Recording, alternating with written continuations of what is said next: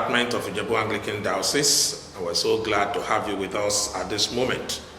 This Lenten season is a time of sober reflection, and by the grace of God, we shall be going through some series of teaching throughout this period. Shall we please bow our heads as we pray? Eternal Father, we give you thanks and praise because you are ever faithful. Thank you because of your love. Thank you for your faithfulness. Thank you for your goodness and your mercies to each of us. Thank you for our individual families, and thank you for all the blessings of life with which we have been blessed. Lord, accept our thanksgiving in Jesus' name. As we spend time, Lord, to reflect on the scriptures, we pray that it will please you to open our eyes of understanding, that we may behold wondrous things out of your law. We ask, Lord, that you prepare us for your eternal kingdom, so that at the end of our days here on earth, in heaven, you will count all of us worthy. Thank you for answering our prayers, because we have prayed in Jesus' name. Amen. Once again, I'd like to welcome you very warmly to this broadcast, and I pray that the Lord will definitely meet you at your point of need in Jesus' name. This is the second week in Lent. Lent is a time of sober reflection, a time that we re-examine our lives and have a personal assessment of ourselves in preparation for the coming of Christ. The Lord Jesus Christ himself was an example to all of us, in that during his earthly ministry, he took time off to fast, to pray for 40 days prior to the beginning of his ministry. We have taken an example from him by spending time during the period of Lent for personal self-assessment and re-examination in order to look inwards and make amends where necessary as we prepare ourselves for the second coming of Christ, which is actually very imminent. I want to start by calling our attention to Psalm 51, which was written by David during his lifetime, a time that he actually came to the Lord in true repentance, asking for the forgiveness of his sin. I like to read verse 10, where David said, "Create in me a clean heart, O God, and renew a steadfast spirit within me.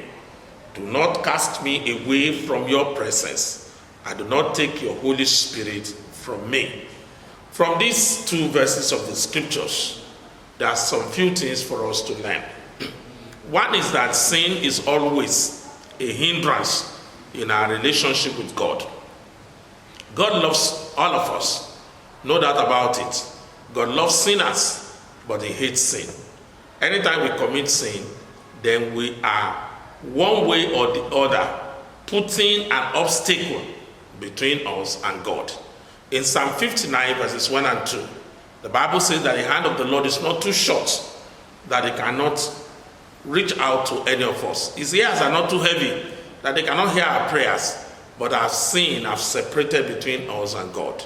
Sin is always an obstacle. It always constitutes a hindrance between man and God. And therefore, for all of us as Christians, it is very important that we look inwards, examine our ways, and make amends where necessary. And that's why David said in this passage, "Create in me a clean heart, O God." That was his heart desire. He wants to have a pure conscience, a heart that is pure towards God, a heart that is steadfast and is in relationship with God. And that is why he prayed that prayer earnestly, asking that the Lord will give him a clean heart. Also in verse 11, he said that, "Do not cast me away from your presence, and do not take your Holy Spirit from me."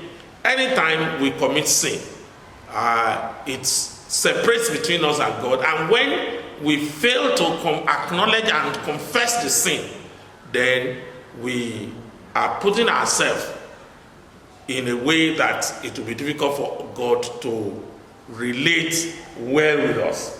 Therefore, during this time of Lent, I want to appeal to every one of us as Christians to look inwards and re-examine our ways. Are we still in the faith? If we know in our hearts that we are not doing some things right, let us confess our sin and ask for God's forgiveness. God is ever willing to forgive our sins if we confess them. But if we fail to confess them, then we will not be able to receive the mercy of God that He has promised us. I pray that as we spend this time to meditate and to seek the face of God, He will reveal Himself to all of us in the name of Jesus. Amen. I want to encourage you to join us next week for another broadcast, and I pray that as you do, the Lord will bless you and your entire family in Jesus' name. Shall we please bow our heads as we pray? Father, we thank you for this hour. We pray, O God, that you will cause the words that we have heard to be engrafted on the tablets of our hearts. Help us, Lord, to continually remember them and live by those things that we have learned, so that at the end of our days here on earth, Lord, you will count us worthy of your eternal kingdom. Thank you for answering our prayers. We ask that you cleanse every one of us from all our faults and create in us a new heart, a heart that pants after you, so that at the end of our days here on earth, you will count us worthy of your eternal kingdom. Blessed be your name, O God. In Jesus' name we have prayed. Amen.